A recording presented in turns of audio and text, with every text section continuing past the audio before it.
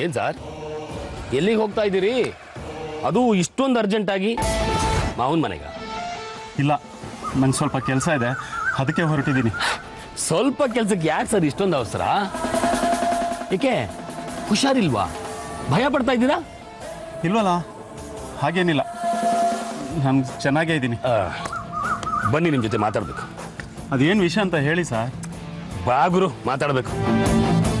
Sir, ಯಾರು sir ನೀವು? ನೋಡು ಮುಖನ. ಯಾರು ಅಂತ ಗೊತ್ತಿಲ್ವಾ? ಯಾರು ಅಂತ ಗೊತ್ತಿಲ್ವಾ? ನೀನು ಕೇಳಿದಕ್ಕಿಂತ ಹೆಚ್ಚು ಹಣ ಕೊಟ್ಟಲು ಯಾಕೆ ಹೀಗೆ ಮಾಡಿದೆ? ಸರ್, ನೀವು ಹೇಳ್ದಂಗೆ ನಾನು ಮಾಡಿದ್ದೀನಿ ಸರ್.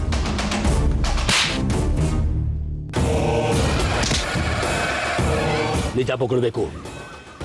ವಿಷ ಹಾಕಿದ ಮಗು ಇನ್ನು ಬದುಕಿದೆ, ಯಾಕೆ ಹೀಗೆ ಮಾಡಿದೆ? ಸರ್, ನನ್ಗೆ ಅದೆಲ್ಲ ಗೊತ್ತಿಲ್ಲ ಸರ್. ನೀವು ಹೇಳ್ಕೊಟ್ಟಂಗೆ ನಾನು ಮಾಡಿದ್ದೀನಿ. ನೀವು ಈ ಥರ ಹೊಡೆದು ಬಡ್ದು ಕೇಳಿದ್ರೆ ನಿಮಗೆ ತುಂಬಾ ತೊಂದರೆ ಆಗುತ್ತೆ ಸರ್. ಓ, ಹೊಡೆದು ಬಡ್ದು ಕೇಳಿದ್ರೆ ತೊಂದರೆ ಆಗುತ್ತೆ. ಒಂದು ಕೆಲಸ ಮಾಡ್ತೀನಿ, ನಿನ್ನ ಪ್ರಾಣನೇ ತೆಗೆದು ಬಿಡ್ತೀನಿ.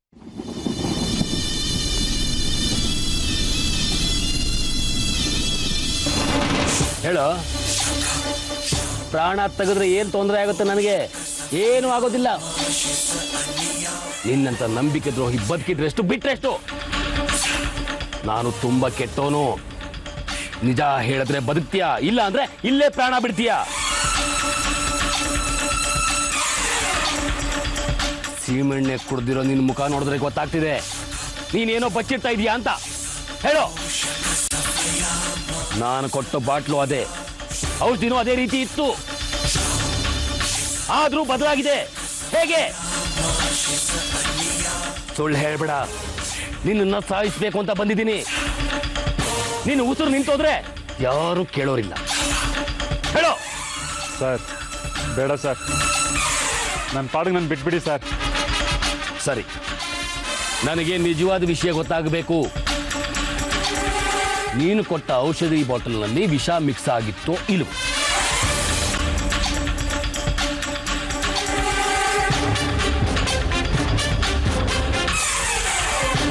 ನೋಡು, ಧೈರ್ಯವಾಗಿರು. ನಾನಿದ್ದೀನಿ. ನನಗೆ ವಿಷಯ ಗೊತ್ತಾಗಬೇಕು. ಇಲ್ಲ ಅಂದ್ರೆ ಇವತ್ತಿನ ದಿನ ನಿನ್ನ ಜೀವನದ ಕೊನೆ ದಿನ ಆಗುತ್ತೆ.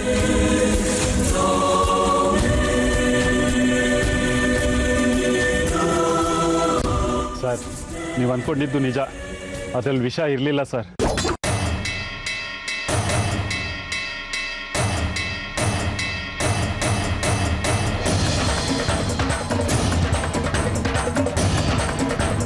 ಅದರಲ್ಲಿ ಜೇನುತುಪ್ಪ ಇತ್ತು. ನಾನು ಭಯದಿಂದ ಆ ಕೆಲಸ ಮಾಡಿದೆ ಸರ್.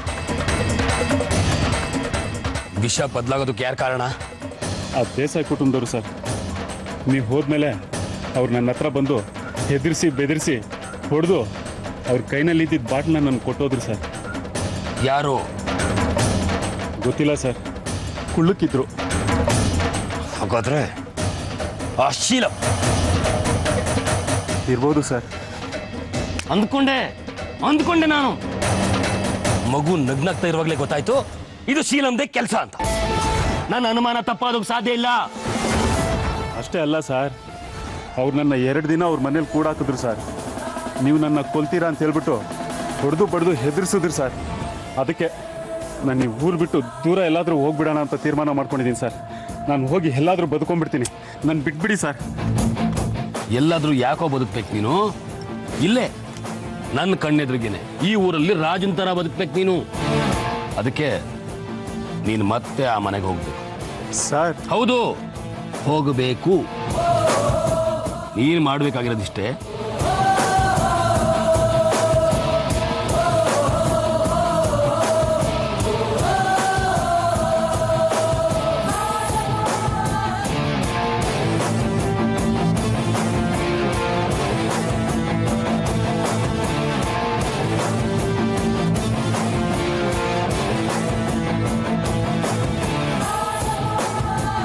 ನಿನಗೇನು ಸಮಸ್ಯೆ ಆಗೋದಿಲ್ಲ.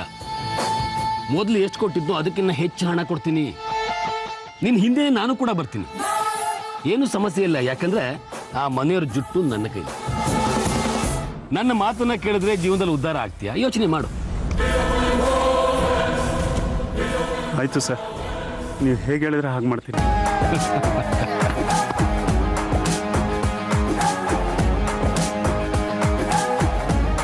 ಶೀಲಂ, ನನ್ನ ಜೊತೆನೆ ಆಟ ಆಡೋದಕ್ಕೆ ಹೊರಟಿದೆಯಲ್ಲ, ಬಿಡ್ತೀನಿ ಅನ್ಕೊಂಡ್ಯಾ? ಮುಗೀತು, ನಿನ್ನ ಕತೆ ಮುಗೀತ್.